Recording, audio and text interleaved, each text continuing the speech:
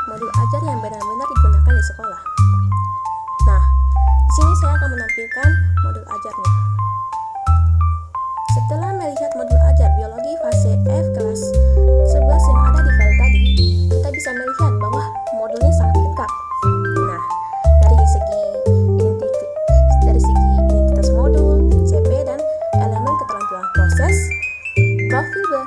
profil pelajar Pancasila, sarana dan prasarana, target peserta didik, tujuan pembelajaran yang panjang, pemahaman yang bermakna, pertanyaan pematik, langkah pembelajaran yang sangat rinci, asesmen formatif, sumatif, rubrik lengkap, kemudian remedial, penggayaan, interaksi dengan orang tua, hingga lampiran LKPD dan artikel pendukung.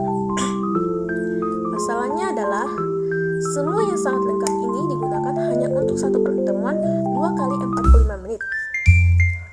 Dalam teori, kelengkapan ini baik, tapi dalam praktik, guru sering kewalahan maksudnya. Dari segi waktu terbatas, aktivitas yang banyak, dan dokumen terlalu panjang untuk dijadikan panduan yang cepat dalam mengajar. Modul yang ideal harusnya membantu guru bukan menjadi beban administrasi baru. Jika kita memperhatikan langkah pembelajarannya, siswa harus melakukan banyak kegiatan dalam waktu singkat, seperti proses, Google Form, melihat data numerasi, survei gaya belajar, pembagian kelompok berdasarkan gaya belajar, mengerjakan LKPD, membuat produk seperti plastisim, drama, poster, podcast, infografis, TikTok, presentasi, diskusi kelompok, refleksi, post-test quizzes, dan lalu tindak lanjut seperti remedial dan penggayaan. Nah, semua ini dalam satu kali pertemuan secara konsep memang kreatif, tetapi apakah realistis?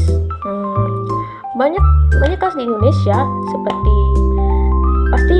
pasti mereka tidak punya LCD, tidak mempunyai HP untuk semua siswa, dan tidak mempunyai koneksi internet yang stabil. Dan apalagi mereka mempunyai jumlah siswa yang terlalu besar.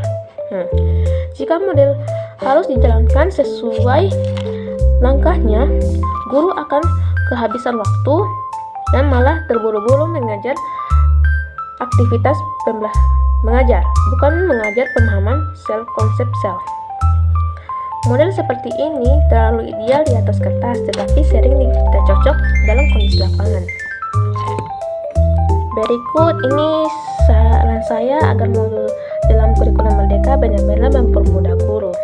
Seperti kalau kita lihat dari modul di atas, kita buat menjadi 2 versi modul. Versi lengkap untuk perencanaan dan versi ringkasnya seperti 1-2 halaman untuk pelaksanaan. Agar guru-guru perlu panduan cepat, bukan dokumen yang panjang.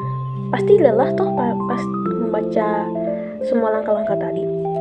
Yang kedua itu kurangi aktivitas dalam satu pertemuan. Fokuskan pada kualitas aktivitas, bukan kuantitas. Aktivitas yang sedikit tapi mendalam lebih efektif daripada banyak dan terburu-buru. Itu saja dari saya.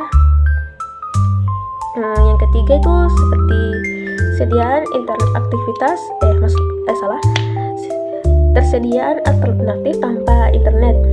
Nah, seperti YouTube, quizzes dan podcast memang bagus, tetapi harus ada opsi manual bagi sekolah tanpa akses digital.